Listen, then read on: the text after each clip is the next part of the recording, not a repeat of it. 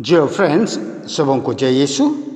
आइए आज हम लोग अपने विश्वास को वैज्ञानिक तथ्यों अर्थात विज्ञान की सोच के आधार पर समझने के लिए कोशिश करेंगे। डियर फ्रेंड्स, बाइबल में बताते हैं कि ईश्वर ने समस्त विश्वमंडल की सृष्टि की और ईश्वर ही समस्त सृष्टि के संचालनकर्ता और पालनहारा हैं।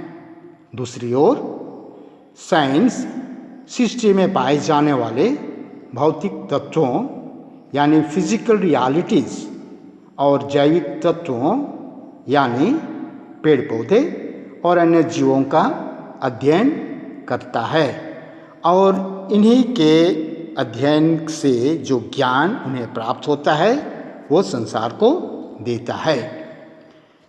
विज्ञान साइंस दैविक शक्ति को अर्थात ईश्वर को नकारता है। फ्रेंड्स, इसका अर्थ ये नहीं कि हम लोग जो ईश्वर पर विश्वास करते हैं हमारा विश्वास सिर्फ एक भावना है, आस्था है, बल्कि हमारा ईश्वर पर विश्वास का एक आधार है जो हरेक विश्वासी को या हरेक विवेकशील प्राणी को समझने के लिए कोशिश करनी चाहिए। सबसे पहले हम लोग इन बिंदुओं को समझने के लिए कोशिश करें या इन विचारों पर यकीन करने के लिए कोशिश करें। नंबर 1, मनुष्य और सृष्टि दोनों सीमित हैं। इसे अंग्रेजी में फाइनाइट बीइंग्स कहते हैं। दूसरी ओर एक दूसरा अस्तित्व है जिसे इन्फिनिट कहते हैं अर्थात उनका अस्तित्व का कोई सीमा नहीं है। दूसरी बात, मानव सब कुछ जान नहीं सकता है। तीसरी बात, मनुष्य को यूनिवर्स के बारे में मुश्किल से 25% की जानकारी है। प्रवक्ता ग्रंथ बुक ऑफ सिराक अध्याय 3 25 और 26 हमारे अपने ज्ञान के अर्जित होने की जो संभावना है उसके बारे में इस प्रकार बताता है। यदि तुम्हें आँख नहीं है तो प्रकाश से वंचित रहोगे।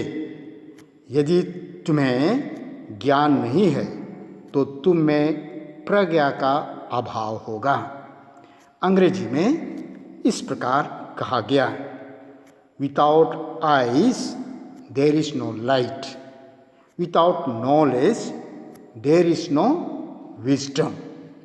अर्थात हमें हर एक चीज़ों का जो अस्तित्व में है, जो हमारी आँखों के सामने है और आँखों से परे है, जो आँख से हम नहीं देख सकते हैं, उनके बारे में सही जानकारी ही हमें सही ज्ञान प्रज्ञा प्रदान करेगा।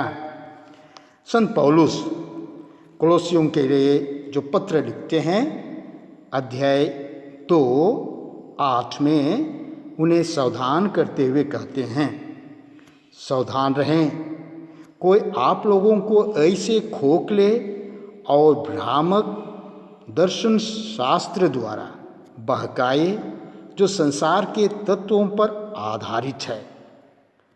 अंग्रेजी में इस प्रकार है, see to it that no one takes you captive through philosophy and empty deceit according to human tradition.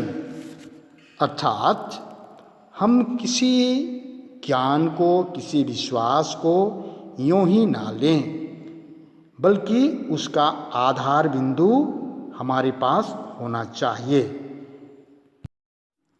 दोस्तों, विज्ञान में बताता है कि यूनिवर्स में सबसे पहले समुद्र के जल में कुछ पौधा उत्पन्न हुआ जो मिलियंस ऑफ ईयर्स पहले की बात है और उसी पौधा से फिर हजारों साल बाद, मिलियंस ऑफ ईयर्स बाद अनेक प्रकार के पेड़ पौधे उत्पन्न हुए। हमारे लिए एक सवाल उठता है कि समुद्र में जो जल है वो कहाँ से आया। इसके बारे में साइंस हमें नहीं बताता है। हर एक विवेकशील व्यक्ति और विश्वासी को बहुत सारे सवाल हैं, उनका सही सही जानकारी लेना और समझने की कोशिश करना बहुत ज़रूरी है। आइए हम लोग इन सवालों को देखने और समझने के लिए कोशिश करें। विज्ञान से हमारा पहला सवाल ये है, क्यों नए प्रकार के पेड़ पौधे इस भूमंडल में नहीं पाए जाते हैं जो शुरू से थे अब भी हैं। सवाल नंबर 2, एक ही प्रकार की भूमि और एक प्रकार के जलवायु में रहते हुए विभिन्न प्रकार के पेड़ पौधे हैं, क्योंकि विज्ञान कहता है कि मिलियंस ऑफ ईयर्स में बहुत सारे परिवर्तन हुए, जिनके कारण से पेड़ पौधे ने अपना अलग अलग रूप रंग ले लिया। सवाल नंबर 3, उदाहरण के तौर पर हम लें, एक भूमि में नीम के पौधे, पत्ते और फल सब कुछ तीते हैं, जबकि आम के फल खट्टा और मीठा है। ये ऐसे क्यों होता है। सवाल नंबर 4, हम इस संसार में बहुत सारे फूलों को देखें, क्यों इन फूलों के अलग अलग रंग हैं, जबकि वे एक ही भूमि में और एक ही जलवायु में हैं। हम अपने बीच में पाए जाने वाले साग सब्जी को देखें, कद्दू और कोहड़ा एक ही भूमि में एक लंबा होता है, एक गोल होता है और एक मोटा होता है। उनका स्वाद अलग अलग होता है।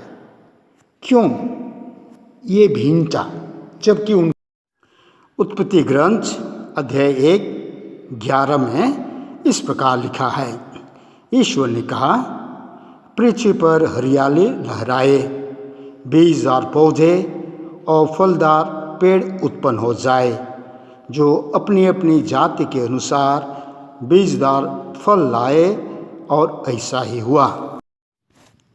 मैंने जो विचार प्रस्तुत किया, आपसे आग्रह है इन विचारों पर अपना विचार प्रकट करें और इसके साथ साथ आपके मन में अपने विश्वास के बारे में जितने भी प्रश्न उत्पन्न होते हैं उनका सही जवाब हमेशा खोजने के लिए कोशिश करें। बाइबल हमें जीवन की सच्चाई के बारे में बताता है, जो कल था, आज है और अनंत काल तक बना रहेगा। बाइबल सिर्फ पेड़ पौधे और जीव जंतु के बारे में ही नहीं, बल्कि हमारे जीवन की सच्चाई के बारे में बताता है। अतः इसे जानने के लिए, समझने के लिए हमेशा कोशिश करें। Thank you.